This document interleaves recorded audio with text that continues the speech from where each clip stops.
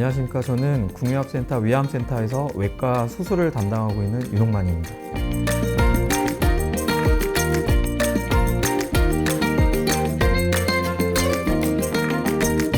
안녕하세요. 저는 국립암센터 위암센터 소화기내과 의사 김영일입니다. 위암의 내시경 진단과 조기암 내시경 치료를 담당하고 있습니다.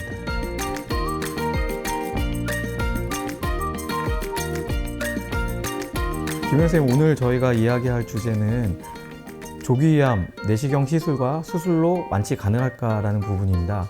그래서 환자분들이 굉장히 많이 궁금해하는 저희가 질문들을 좀 준비를 했는데요. 첫 번째는 저희가 내시경으로 위암 검진을 받게 되면은 내시경 소견상 종양이 한 2cm 정도 되는 크기가 발견됐다, 이렇게 이제 진단을 받는 경우가 있는데, 그 이후에는 이제 어떤 과정으로 이제 진행이 되는지 간략히 설명 부탁드립니다. 저희가 치료 방향을 결정하기 위해서는 우선 조직 검사 결과가 정확한지 한번 확인이 필요합니다. 따라서 내시경 검사를 다시 하고 정확한 위치와 크기, 그리고 조직 검사를 통해서 위암이 맞는지를 확인하게 됩니다. 그리고 이제 치료 방향을 결정을 해야 하기 때문에 임상적으로 어떤 상태인지를 확인하기 위해서 복부 CT 검사를 시행을 하게 되는데요. 그 복부 CT 검사에 따라서 이제 치료 방향을 이제 결정할 수 있겠습니다. 말씀하신 이제 방법으로 저희가 이제 진행을 한 다음에 결국 이제 조기위암으로 진단받았다고 이제 하는 경우가 있는데요. 이 단계에서는 어떤 식으로 그러면 이제 진행이 되게 될까요?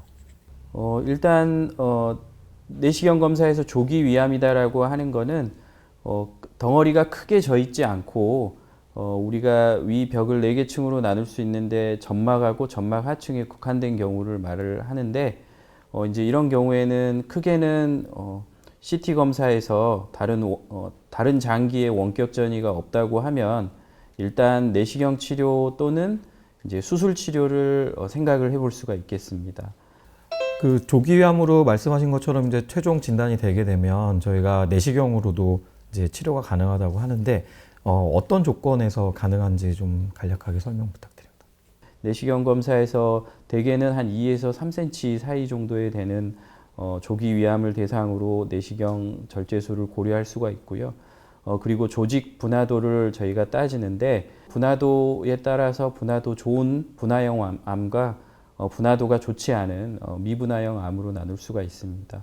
일반적으로 분화형 암을 대상으로 내시경 치료를 고려하고, 그리고 내시경으로 치료를 한다는 것은 위 벽을 전체를 드러내는 게 아니고 위 점막 하층까지만 도려내기 때문에 뿌리가 얕은, 즉 암이 점막에 국한되어 있어야 하는 이제 그런 형태의 암을 이제 저희가 내시경 치료 대상으로 고려를 할 수가 있겠습니다. 그 내시경 수술에 어떤 장점이 있고, 그다음에 관련된 합병증이나 이런 부분들이 있으면 좀 설명 부탁드립니다. 가장 큰 장점은 위 전체를 보존할 수 있다는 장점이 있겠습니다. 위 전체를 보존하기 때문에 환자분들이 치료 후에 식사를 한다거나 소화 기능이라든가 이런 부분에 있어서 위 절제술을 하신 분들에 비해서는 적응 기간이 훨씬 짧고 일상 회복에도 훨씬 짧은 기간이 든다는 장점이 있습니다. 하지만 내시경 절제술 같은 경우도 합병증이 있습니다. 수술보다는 이제 빈도가 낮기는 하지만 가장 주요한 합병증으로는 시술한 부위에 4에서 5cm 정도 크게 이제 궤양이 생긴다고 말씀을 드리고, 그 궤양이 있는 부위에서 출혈이 있을 수가 있습니다. 출혈 때문에 응급실에 방문할 수가 있고, 그거에 따라서 내시경 지혈로 치료를 할 수가 있습니다. 이제 두 번째 주요 합병증은 이제 위벽이 워낙 얇기 때문에 위벽의 한 2개 층을 도려내는 시술로서 내시경 절제술 후에 천공이라고 하는, 그러니까 위벽이 뚫려버리는 그런 합병증이 생길 수가 있습니다. 이제 그런 경우에는 주사로 항생제를 적어도 1에서 2주 정도를 사용을 해야 되기 때문에 입원 기간이 연장이 되고, 치료가 잘 안 되는 경우에는 응급으로 수술을 해야 되는 이제 그런 중요한 합병증 중에 하나입니다. 네, 그리고 사실은 이게 조기위암이다 보니까 뭐 재발 위험이 거의 없을 거로 생각되는데 내시경 이제 시술하고 나서 재발 위험은 어느 정도나 될까요? 그 위를 전체를 살리기 때문에 이제 남아있는 위 부분에서 재발하는 경우가 가장 흔하고요. 남아있는 위 부분에서 재발할 확률은 헬리코박터균 감염 상태에 따라 다릅니다. 위암 환자의 80~90% 환자는 헬리코박터 파일로리 균에 감염이 돼 있기 때문에 제균 치료를 하지 않는 경우에는 1년에 한 3% 정도에서 추가적으로 위암이 발생을 할 수가 있습니다. 하지만 제균 치료를 진행을 하는 경우에 성공적으로 제균이 되면 이제 남아있는 위 부분에서 새롭게 재발할 확률은 연간 1% 정도 이내로 3분의 1로 줄어들게 됩니다. 그 내시경 수술하게 되면은 한 입원 기간은 어느 정도나 될까요? 대개는 평균적으로는 한 3일에서 4일 정도 입원을 하게 되고 내시경 치료를 받고 나서 하루 정도 식이 진행을 해보고 통증이라든가 그런 것들이 없으면 내시경 시술 후 이틀째부터는 퇴원이 가능합니다. 다만 연령이 높은 이제 환자이거나 지병이 이제 뭐 고혈압, 당뇨, 뭐 심근경색 또는 뇌졸중 같은 이제 좀 심각한 질환을 같이 동반하고 있는 경우에는 저희가 하루 이틀 정도 출혈 위험성이 있기 때문에 하루 이틀 정도 더 지켜보고 퇴원을 하기도 합니다. 근데 평균적으로 한 3일 정도 입원한다고 보시면 되겠습니다. 내시경 절제 수술 한 다음에 이게 그대로 잘 이제 끝났으면 좋겠지만 내시경 절제 수술 후에 그다음에 수술해야 되는 이제 그런 상황이 생길 수가 있을 것 같은데요. 그 부분에 대해서 좀 설명 좀 부탁드립니다. 예, 절대 적응증으로 하는 경우는 저희가 내시경상 2cm의 궤양이 없고 점막에 국한된 이제 분화형 암을 이제 얘기를 하는데 그 경우로 이제 저희가 시술을 했을 경우에는 한 10에서 15% 정도가 최종적으로 병리 검사에서 기준에 맞지 않게 되어서 수술 치료를 받아야 하고 그리고 이제 그 절대 적응증 외에 확대 적응증, 내시경상 궤양이 있어서 3cm 이하이거나 또는 내시경상 그 크기가 2cm 이상이거나 해서 이제 확대 적응증으로 시술하는 경우에는 한 30% 정도에서 추가로 수술을 갈 수가 있습니다. 미분화형 조기이암 같은 경우는 분화형 조기이암에 비해서 임파선 전이 위험이 크고 시술을 했을 때 크기가 범위가 넘어가거나 다른 기준들이 맞지 않아서 약 한 40에서 50% 정도까지는 추가 수술을 받아야 되기 때문에 일반적으로 미분화형 조기이암 같은 경우는 저희가 원칙적으로는 일단 수술을 우선적으로 추천을 하고 있습니다. 이제 외과 선생님 입장에서 이제 외과 수술 관련된 질문을 제가 좀 드리겠습니다. 위절제술이 필요한 경우 이제 수술 방법이 여러 가지가 있습니다. 뭐 이제 흔히 말하는 복강경 수술과 뭐 로봇 수술 뭐 이제 이런 것들이 있는데 각각의 좀 장단점에 대해서 좀 말씀을 해주시면 좋겠습니다. 네. 복강경의 장점은 개복에 비해서는 명확하고 로봇이라는 것은 사실은 장점은 분명합니다. 어떤 거냐면 이제 배 안쪽에 들어가서 이 기구들이 이제 우리 사람의 손과 같이 이렇게 움직임을 물론 완벽하게 재현할 수는 없지만 굉장히 가깝게 재현할 수가 있어서 좀 더 세밀한 수술이 가능하지 않을까라는 이론적인 장점과 또 하나는 이제 3차원 이제 복강경 물론 현재는 복강경도 3차원으로 볼 수 있지만 예전에는 로봇 수술에서만 가능한 부분이 분명히 있었습니다. 그런 장점과 그 다음에 이 기구들을 저희가 복강경은 직접 우리가 기구를 손으로 잡아서 움직이는데 로봇은 이제 약간의 조이스틱 같은 그런 걸 움직이고 로봇이 안에서의 기구들을 움직이다 보니 그 스케일을 저희가 조정을 할 수가 있습니다. 무슨 말이냐면 복강경은 우리가 1 움직이면 안쪽에서도 1 움직일 수밖에 없지만 로봇은 우리가 1 움직일 때 안에서 뭐 0.5를 움직이게 한다든지 그래서 좀 더 이제 세밀하게 움직일 수 있다는 분명히 장점이 있습니다. 근데 이게 그 장점이 환자한테 뭔가 장점이 되는 부분은 나타나야 되는데 어쨌든 이전에 전향적인 연구 결과에서는 차이가 없는 것으로 되어 있습니다. 하지만 최근에 로봇이 많이 또 발전을 하고 있습니다. 그래서 뭐 지금은 뭐 5개를 구멍을 뚫고 4개를 뚫고 하거나 5개를 뚫고 하는 게 로봇 수술이었다면 최근에는 하나만 뚫고 하는 뭐 그리고 개수를 줄일 수 있는 그런 방법들도 있기 때문에 향후에 로봇이 더 발전을 하면 장점으로 나타날 부분이 분명히 있을 거라고 생각됩니다. 하지만 아직은 또 보험이 안 되는 또 그런 단점은 있습니다. 위는 제가 알기로는 전체를 절제하시는 분들이 있고 또 어떤 분들은 절반만 절제하시는 분도 있고 또 어떤 분들은 또 조금만 최소 절개하시는 분들이 있는 것 같은데요. 혹시 이제 이런 것들은 어떤 기준으로 결정되는지 말씀해 주시면 좋겠습니다. 네. 조기암이 위에 아래쪽 3분의 2 아래쪽에 있게 되면은 저희가 수술 쪽으로 이제 결국은 결정이 된 환자들은 표준 치료는 위를 한 3분의 2 정도 절제하는 게 표준 치료입니다. 이제 환자분들이 자기는 위암이 뭐 한 2, 3cm밖에 안 되는데 왜 그렇게 많이 절제하느냐 많이들 물어보시거든요. 사실 그 이유는 저희가 위 주변에 있는 림프절을 떼야 되거든요. 저희가 그 림프절을 다 떼서 실제로 전이가 있는지, 전이가 있다면 결국은 저희가 절제해내면서 치료가 될 수가 있는 부분인데 이 림프절이라는 게 그 위 주변에 있는 혈관에 주로 있습니다. 그래서 저희가 이 림프절이라는 게 보이는 것도 있고 또 안 보이는 것들도 있기 때문에 걔네들만 이렇게 하나씩 뗄 수는 없고 결국은 그 혈관을 다 떼게 되고 그렇게 되면 위 3분의 1을 혈액을 공급하는 혈관이 결찰이 되면서 결국은 혈액이 공급되지 않는 문제가 생기고 그러면 어쩔 수 없이 이제 그 부분을 도려내야 되기 때문에 결국 위를 3분의 2 정도 절제하는 게 표준 치료고요. 만약에 조기암이 위에 위쪽 3분의 1 이상에 있다. 그러면은 표준 치료는 이제 위를 다 절제하는 것이 맞습니다. 마찬가지 이유입니다. 그러니까 위쪽에 있게 되면은 림프절 전체를 저희가 다 절제를 해야 되는데 그렇게 하다 보면은 위 전체가 혈액 공급을 받지 못하기 때문에 결국 위를 다 절제해야 됩니다.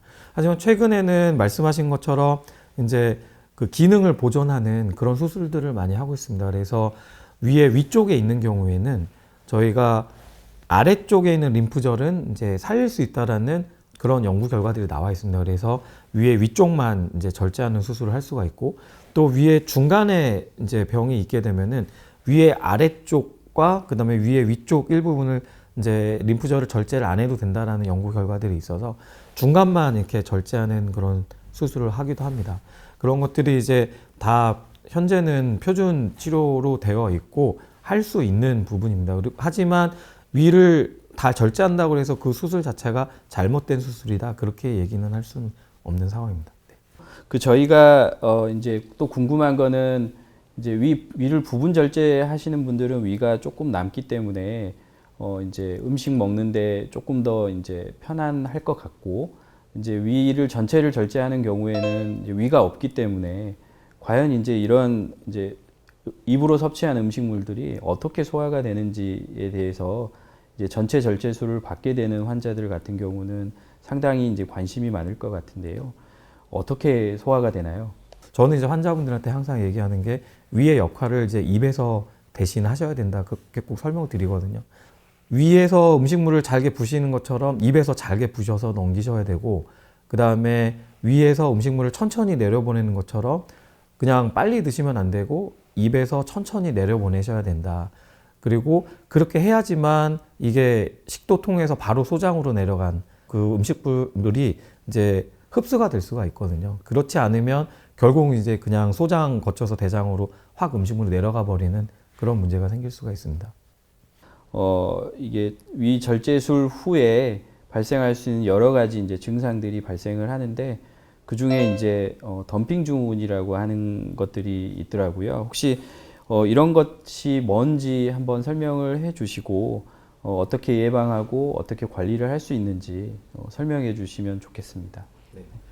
그 음식물들이 이제 소장으로 확 내려가는 그런 현상을 저희가 덤핑이라고 하고 물론 이제 덤핑 증후군이라고 그러면 이제 그런 현상 때문에 이제 생기는 여러 가지 증상들을 통칭해서 말합니다.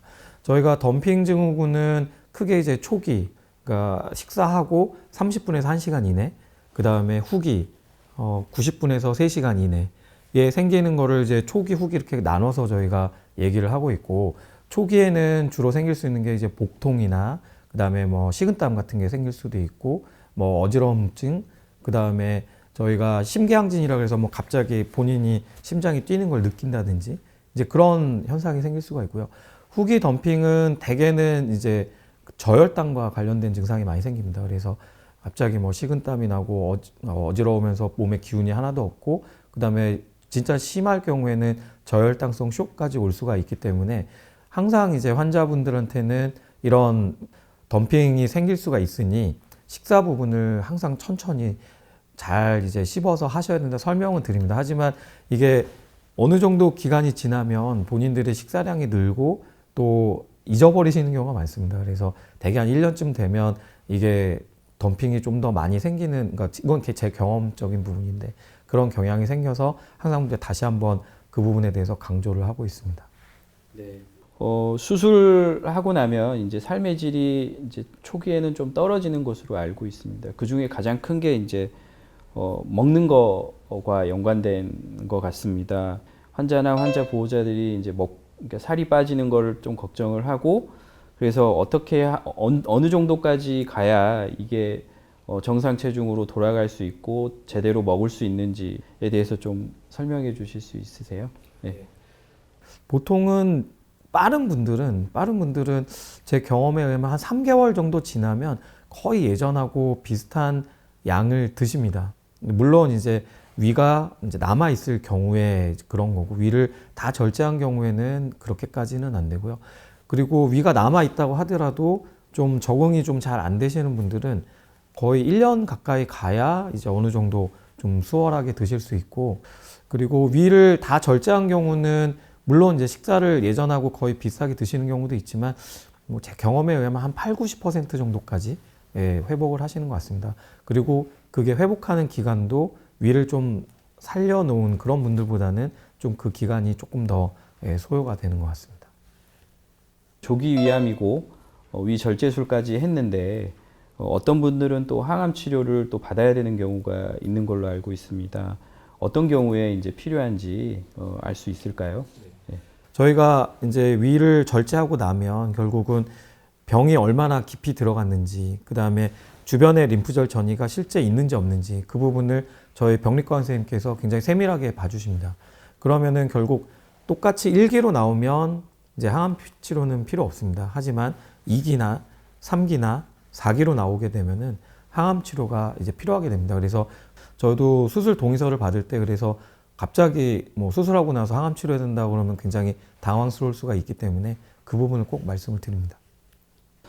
조기암 치료 후에 재발률이 어느 정도 되는지 또 이제 그런 것들을 빨리 발견하기 위해서 정기 검사를 어떻게 받아야 되는지에 대해서 간단히 설명해 주시면 좋을 것 같습니다.